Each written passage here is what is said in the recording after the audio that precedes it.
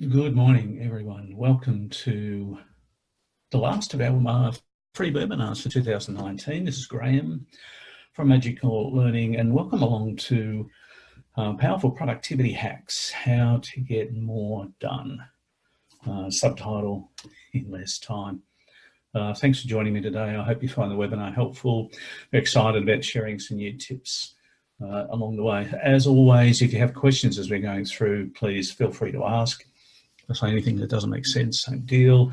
You can either unmute yourself on your PC or device. Also, feel free to use the chat function if you prefer to do that and just shoot questions through as we're going along. So today, in the next 45 minutes, we are going to look at some powerful productivity suggestions. The first thing we're going to talk about is what are some of the common barriers to getting more done in your workplace? What are the things that actually stop you from being more productive? We'll then look at how you can identify where and how you use your time during the day, because again, with everything, one of my favourite phrases from our business coach, Robin Sharma, who talks about better awareness. So when we have better awareness, in this case about how we use our time at work, we can make better choices. And when we make better choices, we get better outcomes. So it's a really good three-step success formula. So we'll look at a tool that can help bring insight into just where we actually spend our time in the workplace and identify perhaps opportunities to use that time better. And then lastly, we'll look at three powerful ways to boost your productivity. And keep in mind that the underlying theme for this workshop is not about spending more time at work. It's actually about spending less time at your desk, in your office, on the job, but getting more done and getting more quality work done as well along the way.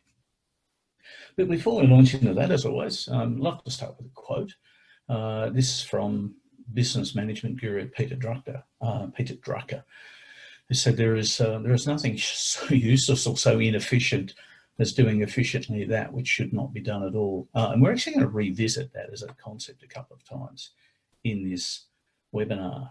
The idea of being busy just for being the sake of being busy, or doing things because we like to be able to tick the boxes, but are they actually the right things? So I'll come back to that a little later. I'd like to start today with a question, but for everybody on the call, again, feel free to unmute yourself or perhaps send something through on the chat function. I'd love to hear what are the things that stop you from being more productive in the workplace. So what are your barriers to productivity? I'll give you 60 seconds or so now to think about that and perhaps shoot some questions through. Okay, thank you. One of the common questions we get around this, the common barriers, is distraction. And we're going to talk about distraction shortly. Another is a lack of time. Ironically, I don't have enough time to get all of the things done. And again, that's something that we're going to talk about now. So I'd like to start by, let's talk about some of the productivity barriers that often come up for us in the workplace. What are the things that we believe or we feel make it harder for us to be more productive and to actually get more done? And probably one of the more common ones, particularly in most organisations today, is the distraction. Oh, look, shiny, it's a distraction. Wow, look at that. So distraction can be an energy drain. It is a massive drain on productivity. Any sort of distraction, and distraction takes a myriad of forms. One of the more common ones, and we're going to come back to this one a little bit later today, is this thing, the smartphone, the device, your desktop, laptop, PC, the people that you work with, telephones, people walking past. Distractions take many forms. We can also distract ourselves by procrastinating, by daydreaming, by gossiping, by just going and making yet another cuppa, even though I've just finished one, because I don't actually want to work on the task that I know I need to get finished. So I'll distract myself.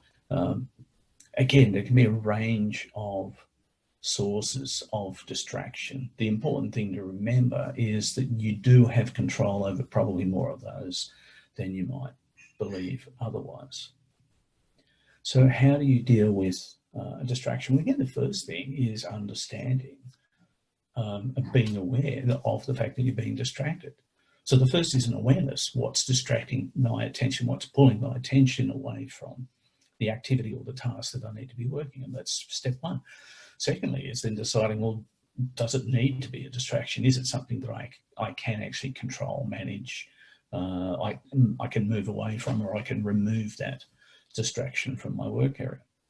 If the distraction is something that I control completely, so it's either me daydreaming, me checking my phone, turning the person next to me, having a chat, going and making yet another cup of coffee, or just going for a wander. Again, if I'm aware that the distraction is purely of my own making, then I have a choice. As I become aware of the distraction, I can then ask myself, perhaps a question: how important is this task to me? Or another question might be, what is it that I'm afraid of? So what's the fear behind me feeling the need to distract myself?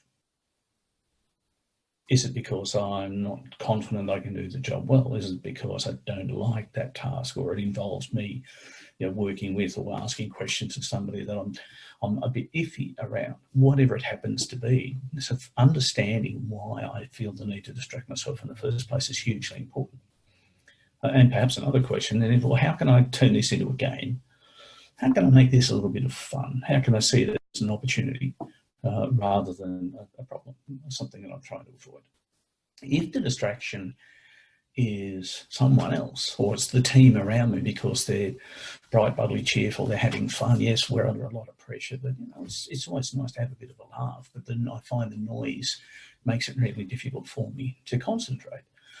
Can I respectfully have a chat with my team and say, look, I'm working on something that I need to really focus on this. Could you keep it down for a little while? If that's not something you feel comfortable doing, or it's just not an option, can you get yourself some headphones? And again, have a conversation with your team, have a conversation with your manager or supervisor, and just point out that the auditory, so the sound distraction for you is huge. Makes it really difficult to concentrate. So when you put your headphones on, it's simply because you want to be able to block out the noise and concentrate on the task at hand. And then again, have a chat to your colleagues if necessary. When I've got my headphones on, I'm not ignoring you, I'm not trying to be rude, I just need to focus. If it's really important, feel free to come and tap on my shoulder. Otherwise, leave me alone, and when I take my headphones off again, I'm all yours. If the distraction is technology, turn the technology off. If you're trying to work on an activity and you have notifications turned on your desktop or your laptop, for argument's sake, so that every time you get a new email, a little envelope pops up, or it pings a sound, or you get a little message, you've got mail. Woohoo, yay! Shiny distraction. Think about how you can leverage technology and become the master of the technology rather than technology becoming your master. So disable notifications on your Outlook or your email client, or better still, just turn it off. So actually exit the program completely while you're trying to stay focused on a task. You have, and we all have, a limited amount of mental focus and attention. Now, we can re-energize and replenish that during the day, but that involves also taking breaks. So recognize that every distraction is draining a little bit of your attention, your mental focus, and that can be a problem, particularly when it comes to working on tasks that require attention to detail, tasks that you want to perform to a high level of quality or a high standard.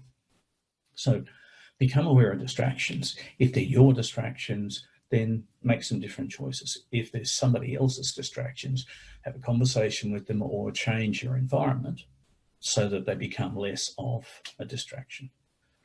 Distractions probably, one of the interesting things about workplaces, particularly in Western society in the last 40 years, we moved away from isolated workspaces to having open plan, where we have, I can't remember the term, it's like a gopher farm, but essentially we're working in the workstations with a half height little panel around us, and it's a completely open area. Now, on one hand, that sounds like a great idea because it can help bring a team together and make us feel closer, and it minimises the old fear about people just locking themselves in an office. And it removes some of that class or hierarchical issues as well. The challenge with the open plan workplace, and again, there are a number of studies have shown this in the last decade alone, is that they're terrible for productivity and creativity. The best thing for being more productive and being more focused is less distraction. So manage that as best you can. Distraction is a killer. Another barrier to productivity, being able to get more done in less time, is energy. And I spoke a little bit before about mental focus and attention. So energy, there are a number of forms for us. One is our mental energy. How alert does your brain feel? How much energy have you got to be able to concentrate on the task at hand, to be able to devote to thinking about the work that you're doing? And the other aspect of the energy is your physical energy. So how do you maintain, a good level of physical energy? Because that also can help support your mental functioning. And the both are absolutely linked. So a drain on one can affect the other and vice versa. So what are the things that you do to maintain energy throughout the day? And perhaps, we could even go back to the night before. So how do you set yourself up the night before to ensure that you arrive at work in peak condition in terms of energy, so that you're alert, you're feeling good, you're breathing well, your body is full of energy, but you've also taken care of your brain, you've had a good night's sleep, you hydrate a lot. If you're hungry in the morning, then you've had something to eat, and you arrive at work raring to go. Now, the other important thing about energy, of course, is how do you ensure, what are the things that you do to ensure that you maintain energy for the duration? So it's not just about being on fire when you get to work, it's maintaining that performance throughout the day. And we'll talk about that a little bit later, because again, there are some quite simple things that you can do to ensure that you have more energy throughout the day, rather than perhaps starting at a peak and then sliding during the day. Or if you're not normally a morning person, you might come into work and it takes a couple of hours before you really start to build up. So it's looking at things that you can do to maintain a higher level of good productivity throughout the day. Another one of my favourite quotes from Adam Grant, who's a professor at Wharton Business School in the US. Procrastination is a vice. It's seen as a vice when it comes to productivity, but it's actually a benefit when it comes to creativity. Something to keep in mind. So if I want to be more productive, I need to keep in mind that procrastinating about things is actually robbing me of energy, it's draining my momentum, and yes, it can absolutely affect my productivity. If part of my productivity requires me to be creative, procrastination sometimes is actually not a bad thing. It's an interesting paradox to keep in mind. One of my other favourite barriers to productivity is this one: I don't know. So we talk a lot in the work that we do in building high-performing teams around the question of is it attitude or aptitude in terms of somebody's ability to get work done. And if it's aptitude, then it often comes back to, I literally don't know how to perform this task to its completion. I don't know how to do it to a sufficient standard. I don't know how to do it at all. And the reason for that could be myriad. But one of the common barriers to being more productive is literally, I don't know. The other thing, of course, around the I don't know is not just about I don't know how to do that task, but I don't know some of the tips, some of the hacks that I can bring into my work day that will actually enable me to be more focused, to pay attention better, to do more quality work. So it can be I don't know how to do the work properly. It can also be I don't know how to be better at what I do, if that makes sense. I like the picture. The last barrier I wanted to talk about today is probably not one of my favourites, but it is a common productivity barrier, and that is meetings. So meetings are a very, very valid function in most organisations, extremely important in some. Run well, so planned well, communicated well, managed and run effectively. Meetings are a very, very good tool and a very important tool in organisations. And the opposite of that, of course, is that where we have a meeting that's perhaps not well thought out, we're not really clear on the purpose of the meetings, the outcome they're trying to achieve, we have a very loose agenda, we just invite everybody because we're worried that somebody might feel left out if we don't invite them, but half of the people in the room don't really need to contribute. The chairperson's quite inexperienced, they turn up late, they're a bit wishy-washy about how they run it. There's a couple of quite strong personalities in the room and the chair doesn't really feel comfortable in bringing them back on track, so the meeting tends to wander all over the shop and it runs over time, but I can't leave because then my boss will get upset. So, you know, we can end up losing hours of potentially productive time during just a week because we are participating in, or at least prisoner to, a meeting that we may not necessarily need to be in. We could spend a day just talking about how to run effective meetings, taking notes, that sort of thing. In fact, we do workshops, a lot of workshops on how to plan, execute, and reflect on, you know, more effective meetings. But something to keep in mind, if you are invited to meetings and you're really unsure as to whether you can contribute to the meeting, then perhaps having a conversation with the person organising it or with the chair, or just politely declining to attend the meeting might be a good step. If you are helping to arrange meetings or if you're chairing meetings, again, one of the questions should be first up, if we don't know, if I don't have a really clear purpose for the meeting, don't run it. Until I'm really clear about why the meeting is being run, purpose and outcomes, then it's not a meeting.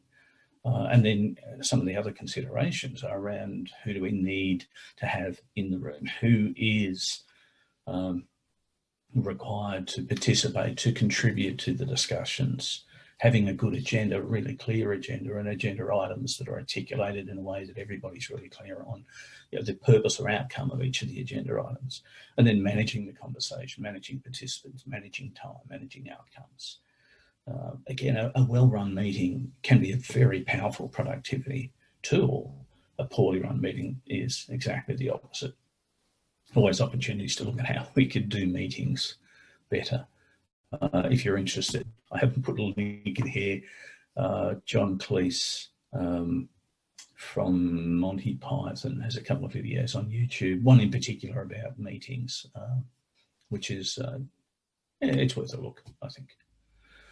So I wanted to just move forward now into looking at one of the tools that we've used a lot with clients in the past to help become more aware of where we're using our time. And again, the premise here is that if I'm aware of where I'm using my time during my day, then I can make some better choices. So if I identify the fact that 15% of my time each day is actually just wasted on gossip or social media, whatever it happens to be, but it's a sizable chunk of my time during the day where I could be more productive. If I'm aware of it, then I can make different decisions, get better outcomes. And this tool is a tool that was developed by Stephen Covey, author of 7 Habits of Highly Effective People, a couple of other books.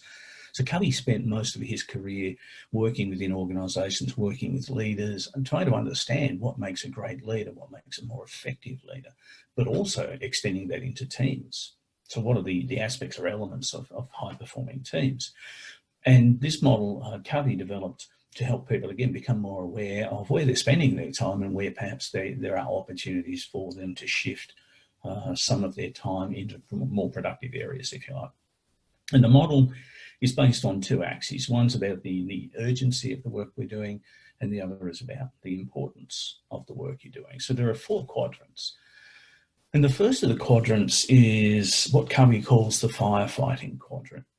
So this is where we're working on activities that are important, which if we're at work should be most of what we're doing anyway. But we're also working on things that are urgent. Now, acknowledging that we all spend time in this firefighting quadrant. It can be a space of high stress, high pressure. The downside of that is if I spend too much time in this firefighting space, it affects my concentration. If my stress levels continue to elevate, cortisol goes up, my IQ drops, my mental productivity goes through the floor. So being in a firefighting state or in the firefighting quadrant while I'm at work some of the time is okay. Being there 90% of the time, definitely not a good thing. We're working on things that are important and urgent. And the urgency thing often is also recognising that we sometimes don't have the luxury of choosing what's urgent and what's not. And we just sometimes have to deal with that. But again, be aware that if you find, if you review or assess at the end of the day and find that most of your time is spent in the firefighting quadrant, then with my suggestion would be, what can you do to move some of your time out of that firefighting quadrant?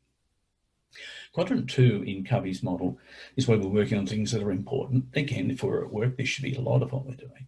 But these are tasks that are not yet urgent. And part of the theory behind this is that we get into things ahead of time. We're not waiting until the last minute. Covey calls this quality time. Interestingly, breaks are included in quality time because breaks are important. They're not urgent, so I'm getting to them before I'm about to collapse. I'm making sure I have regular breaks. I'm making sure I have a lunch break. Having short breaks during the day, etc. Quadrant 3 is where we're working on tasks or activities that are not important, but they're somehow urgent. Now, again, in a work context, if we're working on things, they should be important. If they're urgent but not important, what is this? Well, Covey calls this the zone of distraction. So this can be my friend the phone. It can be emails that aren't necessarily work-related. It can be just having a chat next to me. It can be daydreaming because I have a task to do that I don't particularly want to do. And then the last quadrant in Covey's model is where we're working on tasks or activities that are neither urgent nor important. And Covey calls this the quadrant of time wasters. Again, phone, social media, gossiping, just literally faffing around and doing anything but the work that I should be doing. So as a model, Covey used this, and again, we've used this tool with some of our clients, particularly some of our senior coaching clients, to help them pause at the end of the day and spend a couple of minutes just reflecting on how much time did I use or did I spend in each of those quadrants today. And if you were to do this and spend 5 minutes at the end of each day before you go home, where have I been today? Which of these quadrants have I been? And then start to build up a better sense of a pattern of behaviour at work. And if I notice over time that I'm spending a lot more time in the distraction and the time wasting quadrants than I thought I was, well, there's an opportunity again to heighten my awareness. And as I stay a little more aware of what I'm doing during the day and I notice that I'm slipping into that distraction or that time wasting activity, that's when I can catch myself and say, oh, okay, well, this is not really going to help me, so I'm going to move back up into quality time. I'm going to work on something that's important. And often, because we can become mentally fatigued during the day, slipping into distraction and time wasting can be often a really good sign that we need a break, which is going back up into quality time. So just becoming aware that I'm distracting myself or I want to just go and have a chat to somebody could be a sign, well, actually what I need is a break. So I might just get up, just get away from my workstation completely. I'm not going to take my phone with me. I'm going to go outside, get some fresh air. I'm going to hydrate, a little bit of exercise, maybe go for a quick walk around the block. Then I'm going to come back in and I'll be re-energized. I'll have more energy, more attention focus. I will also be more inclined to want to work on more important tasks because I've had that break.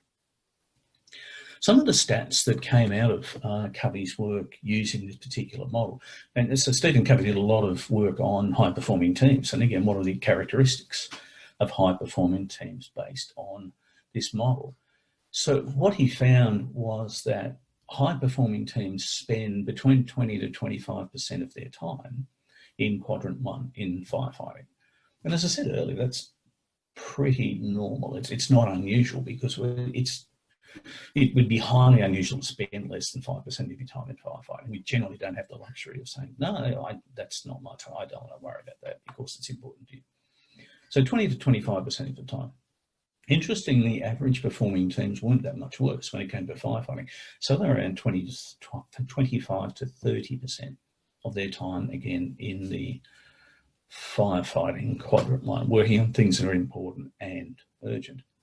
The interesting difference came about in looking at high-performing teams versus average teams in the context of quality time. So quadrant 2, I'm working on things that are important but not yet urgent.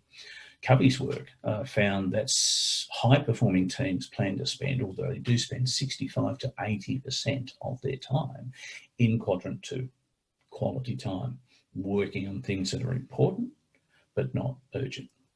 Average performing teams, by comparison, only 15% of their time is in quadrant 2.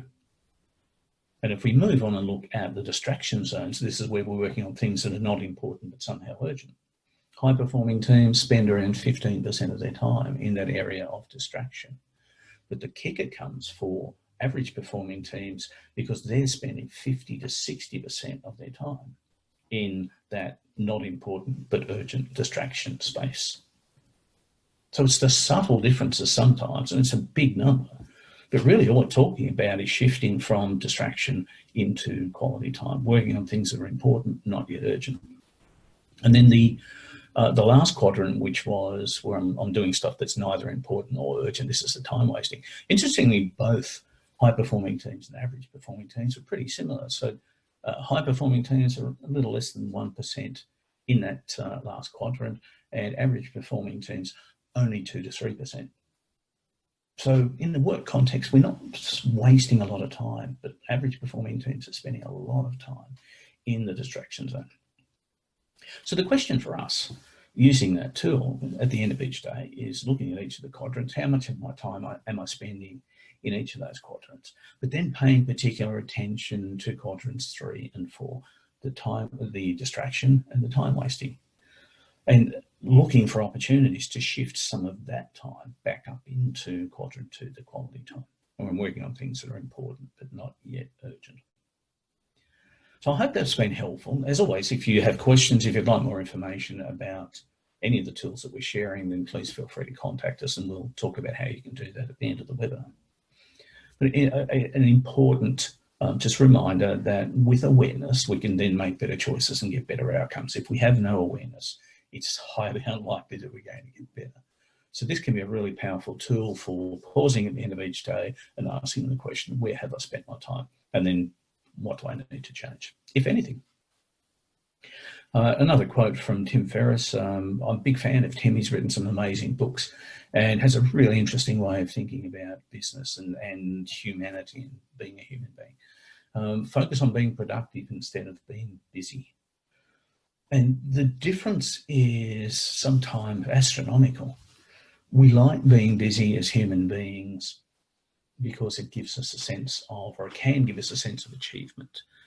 One of the things that we often like to do, well, let me rephrase it. One of the things that our brain likes is to tick things off.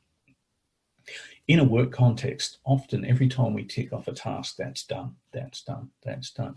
Our brain literally experiences a little feel-good moment because it gets a hit of dopamine, and which hits the reward center in our brain. So I finish a task, and it's not necessarily a literal tick in a checkbox, and just can be a mental tick. But getting that tick makes me feel good, and my brain likes that. So it then chases more. So it's not hard for us to become busy doing things simply because each time we finish doing something, we get a little spike of feel good. The challenge there is to, again, be aware that that's happening and ask, going back to use Covey's matrix, are the tasks that I'm doing in quadrant 1 or 2, or are they somewhere else? So I can spend a lot of time in distraction and get a whole bunch of stuff done. It's not really important, but it makes me feel good. So focus on being productive. Identify what's important, what really matters in the work that you're doing, and then as much as possible, focus on that. So the back half of the webinar today was going to be about productivity hacks. We've got a lot that we could share with you, but we've only got 45 minutes. I have some other questions for you. So I want to share just 3 with you this morning that I thought would be particularly helpful. And by the way, I'd cover his time management matrix. I would still call that potentially a productivity hack. If you don't use anything like that at the moment, that can be a powerful tool to help elevate your productivity. So this is Mila, our granddaughter, who was born on the 15th of August this year. First granddaughter for Danette and I. Very exciting. She's gorgeous, and yeah, sort of massively biased. Fortunately, she doesn't look anything like me, which is fantastic. But she's such a special human being. This photo is not suggesting that having children will make you more productive. What it is talking about is sleep. And sleep is, if we wanted to talk habits, and we're actually going to discuss habits in just a second, sleep is like the linchpin habit, is the key habit that underpins so many other habits. But let's just talk about why sleep is so important for a second. So neuroscientists have been saying for a long time that good night's sleep is important for ongoing long-term brain health. Psychologist Margaret Heffernan published the results of a study recently that showed somebody who has a poor night's sleep, it affects their brain, their cognitive performance, and at about the same level as being drunk. It's that bad. So just waking up, we don't necessarily have the hangover, but our mental performance is equivalent to having had far too many glasses of wine, sherry, whatever it happened to be the night before. It's the same sort of thing. There have been other studies that have shown that sleep deprivation has a huge impact on our ability to function. Even one poor night's sleep has an impact on your ability to wake up, to be fully clear-minded and ready to go. So again, when you think about how you start your day off in a better state, and how can you be more productive from the get-go in the morning, it really starts the night before.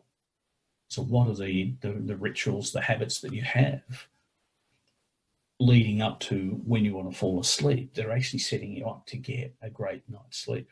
Sleep scientists are suggesting that as a minimum, we should be looking to get 4 full sleep cycles. A sleep cycle is 90 minutes. So as a minimum, we should be looking to get 6 hours uninterrupted sleep, preferably 7.5, 5 full sleep cycles. And when we're getting 7.5 to 8 hours uninterrupted sleep, good sleep, generally we'll wake up, we're more alert. Our brain gets to take out the trash during the night. So cerebrospinal fluid washes over the surface of the brain, clears away all of the toxins that build up during the day. So we wake up feeling mentally refreshed, more alert. Our brain is literally in high gear earlier in the day after we wake up. When we don't get a good night's sleep, it's not pretty. We often wake up feeling foggy, fuzzy-headed. It can take ages and an extra 2 coffees before I start to feel like I'm any sort of useful human being at all. So my productivity absolutely suffers. So sleep is hugely important. If you're not sleeping well consistently, with great love and respect, do something about it. If you would like some suggestions, information about things that you can do, we have a lot of resources that we'd be more than happy to share with you. Some of the things that you can try, again, no screens. Just get rid of these things for at least an hour before you want to fall asleep. No TV, no tablets, no desktops, no laptops, no phones. Just get rid of them altogether. If you want to read a book, read a book. But read a book with pages rather than on an iPhone or a tablet. Kindle, probably okay, but again, my suggestion would be move away from screens altogether. Have a cool bedroom, make it as dark as possible. If you want to, if you have a bath or a shower before you go to bed, particularly a shower, try the last 20 seconds of your shower on full cold. So you can start with a hot shower, then full cold water. It's actually amazing for your body anyway, but just give that a go. So a really cool bedroom can help. And again, avoid distractions. By the way, if you're reading a book and there are particular authors who write just great books that are like page turners and you can't put them down once you pick them up, don't read them at night. if you want to go to sleep, because all you're doing is actually firing your brain up, and what you want your brain to do is to shut down. So sleep's hugely important. What are you doing? What can you do to improve your sleep each night? The second hack I wanted to talk about for productivity is habits.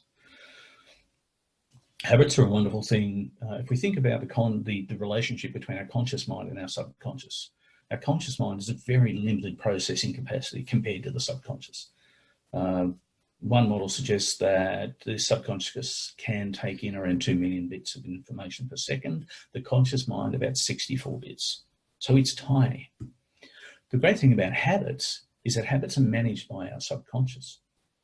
So that they're literally an automatic thing, action, activity, task that we do that we don't have to consciously think about. So the more habits I have in my life, the more conscious processing power I'm freeing up for other things.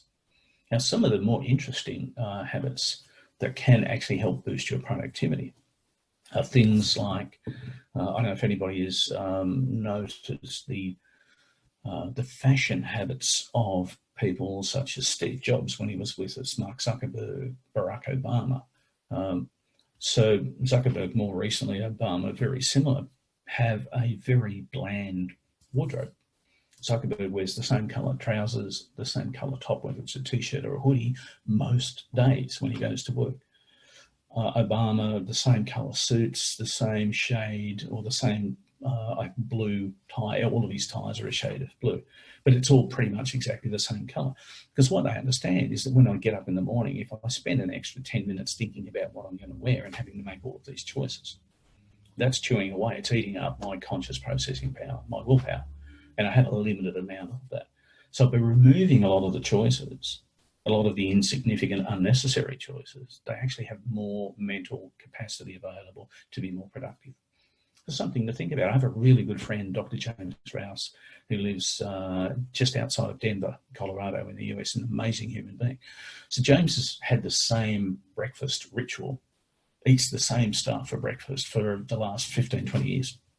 Almost never. He probably varies a little when he travels, but when he's at home, it's exactly the same thing. And the beautiful thing about that, apart from the fact that it's super healthy for him, is he doesn't have to think about it. He doesn't agonise or spend 10, 15, 20 minutes trying to work out, am I going to have this, am I going to have that, what am I going to have? Because again, I'm eating away, chewing up my precious willpower, my conscious processing. So think about what are some of the habits that you could create that are going to support you, that are going to keep you healthier, keep your brain healthier, give you more energy. Because the more good habits we develop, the more productive we can be. Habits are hugely important.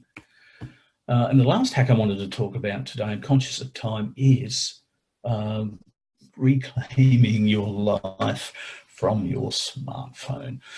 One of the books that we will cover in our book review shortly is an amazing book called Indistractable, written by Nur Eyal. I'm not sure how to pronounce his surname, I apologise. It's got some amazing information in there. But one of the chapters is about reclaiming your life from your phone. So hacking or rehacking back your life from your smartphone. 4 specific things that Nur talks about in the book in terms of your smartphone. Number 1 is remove. These are the 4 R's to do with your smartphone. Number 1, remove. This is remove any apps that you haven't used or, in a long, long time, or that you don't use. I'm not sure about you, but I actually went through my phone recently and I had so many apps. And some of them I've sort of installed over time. Somebody recommended it or someone else said, oh, you should try this app, it's fantastic. Yeah, okay, I'll do that. And so I ended up with half a dozen screens full of apps, and most of which I never use. So I just delete them. I don't need them. If I needed them, I would be using them, but I don't. So they're gone. So remove, get rid of apps that you don't use, or particularly apps that you know you don't really want to have on your phone. Remove them. The second is replace. So one of the interesting things that happens when we remove certain apps from our phone, particularly if we've spent time on them and we don't want to use them anymore, is we've then got some spare time. And typically what happens is we then just find other apps on this to use that time with, which defeats the purpose, because the idea is to get away from this rather than spend the same amount of time on it. So when you remove apps, have a plan for using that time to do something else, whether it's spending time with your partner, with a loved one, with a friend, whether it's spending time learning, whether it's spending time reading a book with real pages, or exercising, or going for a walk, or watching a funny movie. It doesn't matter. Have a plan for spending that time, replacing that time somewhere else. Third R is rearrange. Go through, so depending on whether you've got, I guess, an iPhone or an Android, I'm not sure how it works on an Android, I'm stuck on iPhones for too long. Rearrange the apps on your device, on your phone, so that only the critical apps, the ones that are hugely important to you, and generally these would not be social media apps, are on your home screen. So there is a photo in the book, I won't show you, but of somebody who's actually gone through this process. In fact, I think it was the author of the book, and he has 6 apps on his home screen. That's it. And again, the theory is the minute I open my phone, home screen comes up. How many apps have I got on there that are going to potentially distract me from being productive? Because, well, they're there and I just tap on them. Yeah, I've got Facebook on my home screen, so the first thing I do is hit that, or Instagram, whatever it happens to be. So rearrange your apps and only have the absolute bare minimum apps, and be really harsh on yourself on your home screen. The last R in NERS model is, R number 4 is reclaim. And this is literally reclaiming your focus and attention and your time from your smartphone. So again, whether you're using an iPhone, whether you've got an Android, go into your phone settings, go to the notifications section and turn off as many notifications as humanly possible. So I actually did this on my phone probably a year ago. I read it, not in NERS book, I read it somewhere else. The person was saying, just turn your notifications off. And it's been phenomenal. It's absolutely amazing. So I have, I get notified if I get a text. I don't get notified about anything else at all. None of them. I haven't had Facebook or Messenger on my phone since 6 years. I get no other notifications whatsoever. Text messages, yes. Incoming phone calls, if my phone is turned on, if it's not in flight mode, otherwise absolutely nothing. So go through your notifications and again, be really harsh, be really considered about reclaiming some of your attention from your phone. It is not your master, you are its master. So set it up so that you are getting absolute minimum notifications that are really important to you, and everything else has to wait. So that's the reclaim your smartphone hack. And I'd love for you to do that today, if at all possible. All right, well, that's enough talking for me. We've still got some time on the call, so I'd really love to hear from everyone on the call. What are some of the things that you're going to do, or maybe just one thing that you're going to do after today, based on what we've covered, to perhaps reclaim some of your focus and attention and elevate your productivity? Again, feel free to unmute yourself if you're using a phone or you're on a laptop, or use the chat function and send something through. So I'll give you about 60 seconds now. Excellent, great stuff. Thank you so much. If there are no other questions at this point, I think we might wrap up. I hope the call has been helpful for you. And as always, if you would like more information about some of the book references, some of the tips, the productivity hacks that we've talked about, please feel free to reach out, shoot us an email, connect with us online. We'd love to be able to send more information out to you. If you'd like to have a chat, again, more than happy to have a call with you about that. Just a quick reminder, this is our last, the last of our free webinars for 2019. So we all get to have a little bit of a break next month. Our webinars will be back kicking off in January 2020. So keep an eye out. Again, we'll certainly notify everybody. We'll be promoting that reasonably early in the new year once the dates have been scheduled, but keep an eye out for that. So assuming no more questions, again, thanks so much for being on the call today. Really appreciate it. If you're not already following us on social media, some links on the screen now, please, again, feel free to reach out and connect with us. We'd love to stay in touch with you and to continue to be able to provide service, information, tips, tricks, etc. to you. That's pretty much it for me. So for all of you, have just a beautiful, relaxing holiday break if you are getting some time off over Christmas, New Year. Thanks for being part of the learning journey this year. We're really immensely grateful that you are in this learning experience with us. Have a great time, and we look forward to connecting with you again in 2020. Bye-bye.